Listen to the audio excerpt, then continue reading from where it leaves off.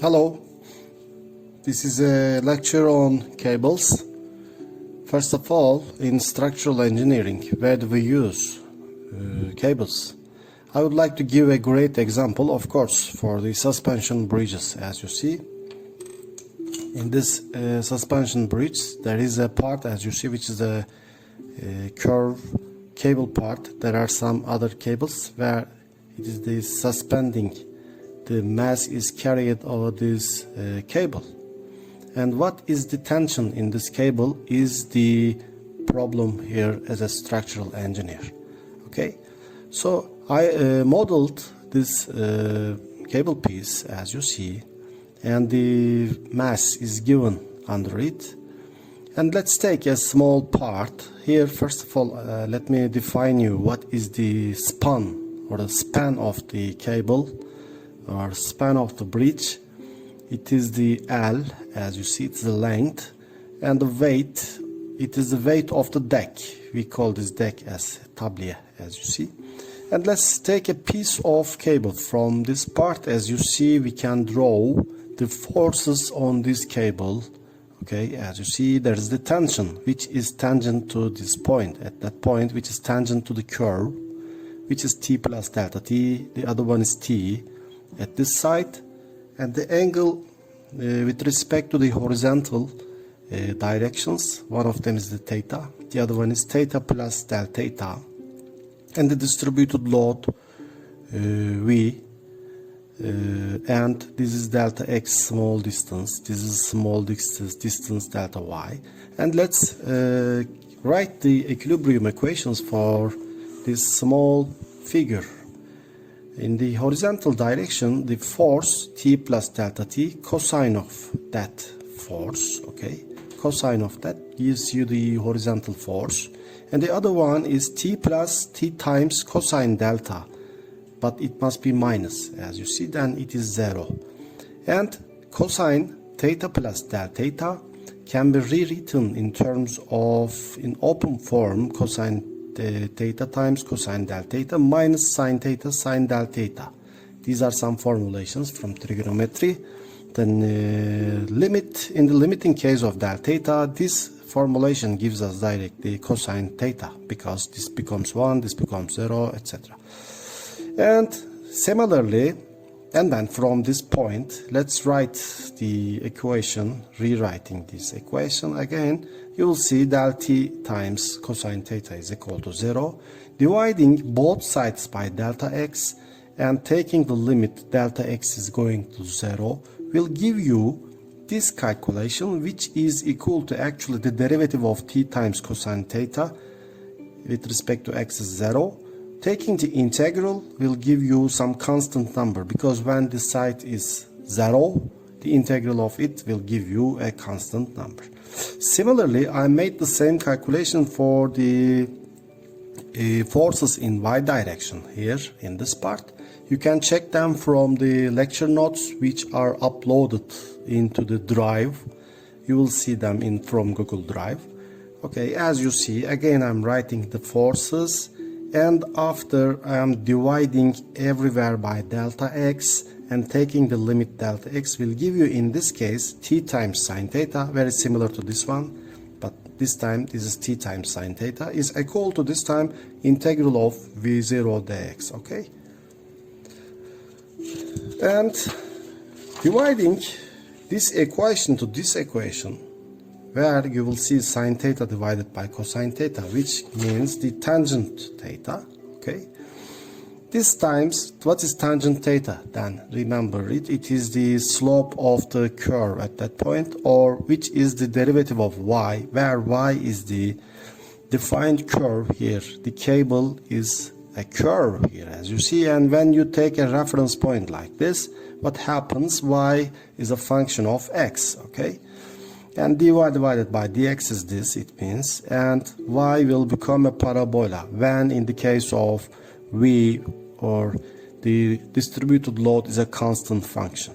Okay, you can try it yourself and you will see it. It's very easy to see. And when you take the curve's origin as from the minimum point of this curve, then in this case it would be very easier to solve. In this case, what happens when x is equal to 0, y is equal to 0? When x is equal to 0, the slope of the curve will be also 0. When x is equal to xb, it will be y is 20. You see, it's given in the problem. For example, this is a representative problem where the dark written stuff here, these are all given. And when x is equal to 100 minus xb, here it is, actually it is not 100 but minus of that. Y is equal to what? 40. By using all these information here, I'm writing this equation in terms of like this. For example, the first equation gives us direct the C2 becomes 0. The second equation, the slope of the curve equation, gives us C1 is equal to 0. So in this case, the curve is very simple parabola. As you see, there is only the x squared term here. And in this case, you can write third and fourth information like this. 20 is equal to this, 40 is equal to what? 100 minus xb squared. Actually, it is minus 100 something, but when you take the square, this minus becomes positive. Then I didn't write it here.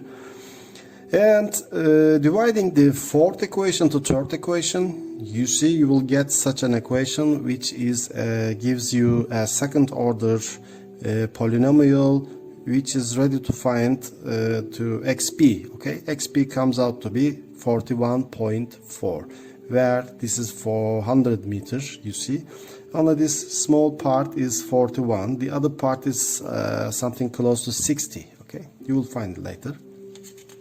And now let's come to this part. If you use this third equation, if you know xp, now we know it's 41.4. When you insert 41.4 here, what you will gonna get? You will gonna get FH here in this third page.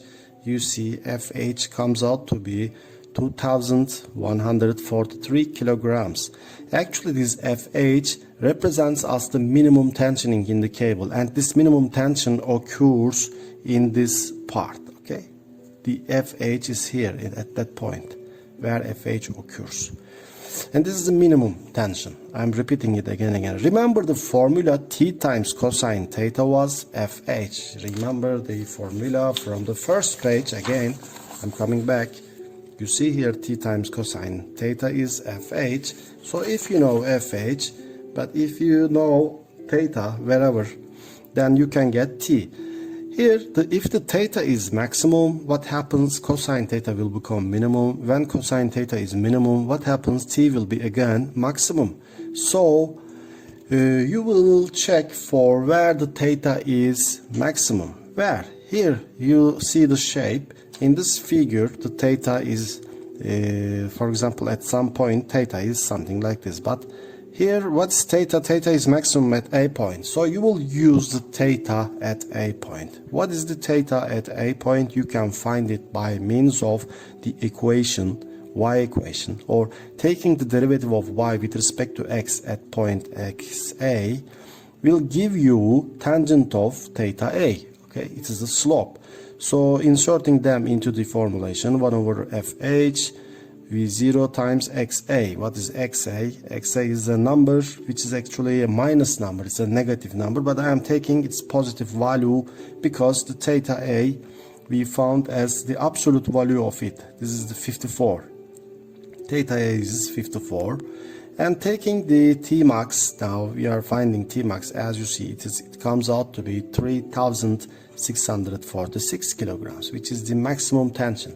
And as a structural engineer, what do? Then you can design your cable size, cable diameter by taking consideration this tensioning. Okay. An alternative way to calculate the tension inside the cable. For example, how you find the FH?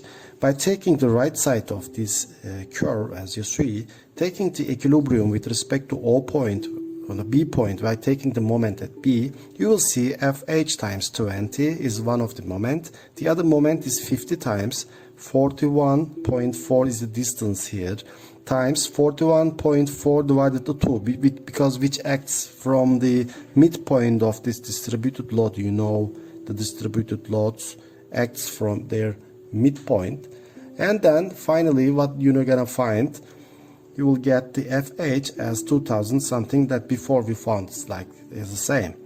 And by using the equilibrium equation in x direction and by taking the equilibrium in y direction, you can get Bx and By forces, and taking their combination will give you the tensioning at B point. You know, this is the tension and it is the combination of the B forces there, okay? And then finally you get the tension in 2000 at B point, 2000 something, you see. Similarly, you can evaluate the tension at A point easily by taking, in this case, taking the other side. I will not take it anymore, then you can do it yourself and you will find this TA as the same here I found here, okay?